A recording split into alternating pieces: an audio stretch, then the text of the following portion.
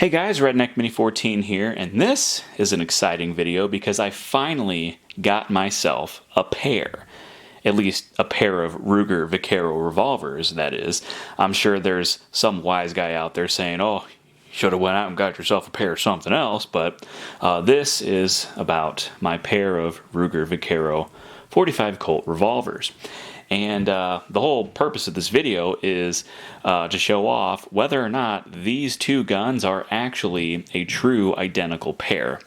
And the answer is that they're not. So, the reason that they're not is because the first one that I got, the one on the right, is an older model. Now, it's not the old model Vaquero. It's still a new model Vaquero, but it is an older new model Vaquero. So I'm not really sure when it was made, maybe 10 years ago. That's just an estimate. I'd have to look up the serial number, and when I first tried looking up the serial number on these two guns, I didn't really have much luck.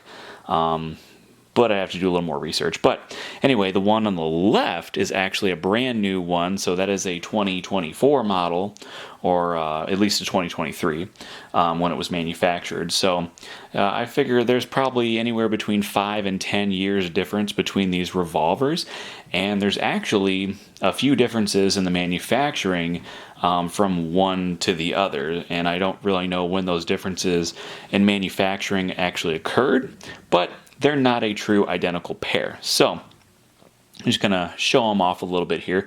So let's look at the older one. So obviously you can look at the grips and tell that they're different, and that has nothing to do with the guns. These grips I got separately, and I think I actually ordered them from two different sources. I think I got them both from eBay, but two different sources.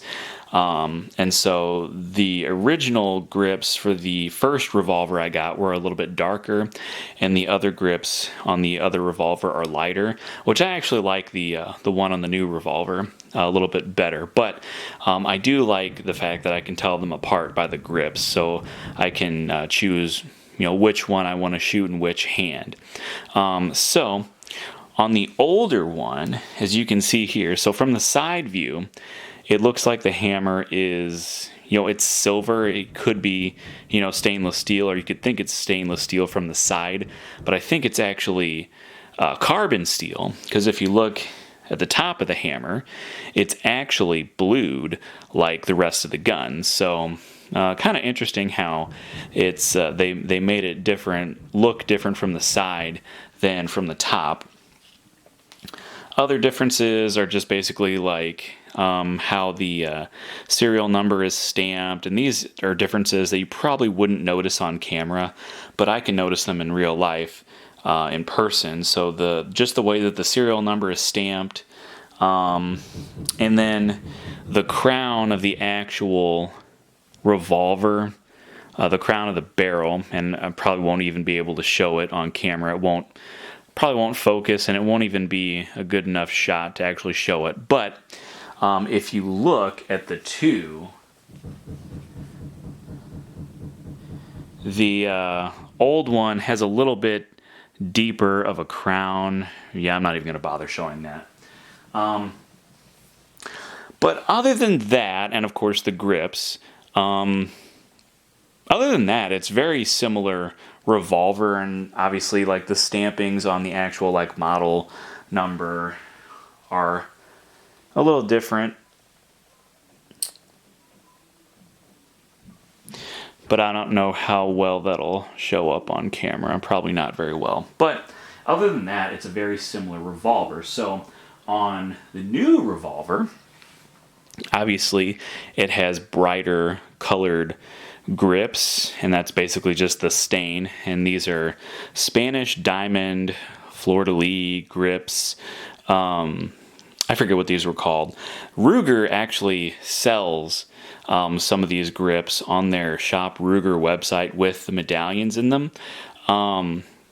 they were out of stock when I got these grips, and I really wanted better grips than what I had on the original gun, so I got those grips for that gun, and then I went out and got grips for a second gun whenever I decided I was going to get those. So and they just happened to be two different shades of brown, but that's okay. The main difference on this revolver is that the hammer, I believe, is actually stainless steel. So it does have the silver look on the entire hammer. And so from the side, it doesn't really look too much different. But from the top, that's where the difference is. So not a true identical pair of revolvers. But does that matter? No, not really. I kind of like the fact that I can tell them apart very quickly, other than to just look at the actual serial numbers, because I really like to be able to know which one is going to be my right-handed gun, which one's going to be my left-handed gun, especially if I'm dual wielding. I know a lot of cowboy action, you basically just shoot both with your right hand or with your left hand, depending on which hand you prefer, but some people do like to do the dual wielding. I may play around with that a little bit, but I probably won't be, dual wielding or anything. But it is nice to know which one is going to be on my right hip, which one's going to be on my left hip.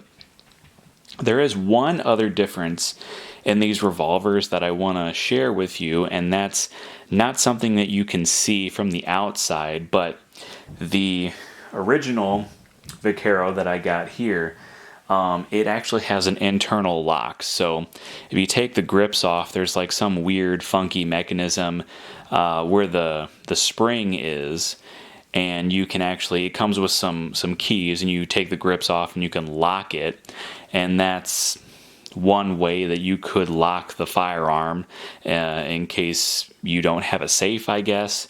And so it'll lock up the hammer so that you can't fire the gun. The new revolver that I got does not have that, and I actually kind of prefer that because I feel like it'd be a lot more difficult to work on a gun that has an internal lock in that grip frame. So hopefully I don't have to mess around with that too much in the future. But that is just another difference between the two revolvers. But other than that, they feel very similar. Obviously the older one, the springs are more worn in, and so the hammer itself is, you pull the hammer back a little easier on that than you can on the new one, but obviously the new one will wear in and break in and be easier over time. But that's just the fact that it's an old gun versus a new gun. So anyway, those are my two Ruger Vaqueros, and I'm glad that I finally got a pair of them. Now I just need to get myself a holster that will actually hold both guns, and then I can definitely go to town on going to the range and practicing with them. Hey, before I go, I just thought I'd remind everybody that I do have a second channel called Redneck Off the Range. Over there, I post most of my non-gun related content, so whether it's a video on my new tractor, my power tools, my projects that I'm working on, maybe wild game recipes, or just a random vlog, I post all of this kind of content over on my secondary channel. So if you're interested in that kind of stuff, go check it out, Redneck Off the Range. But that's all for this video, so subscribe to my channel, like me on Facebook. I'm Redneck Mini 14, and until next time, be safe.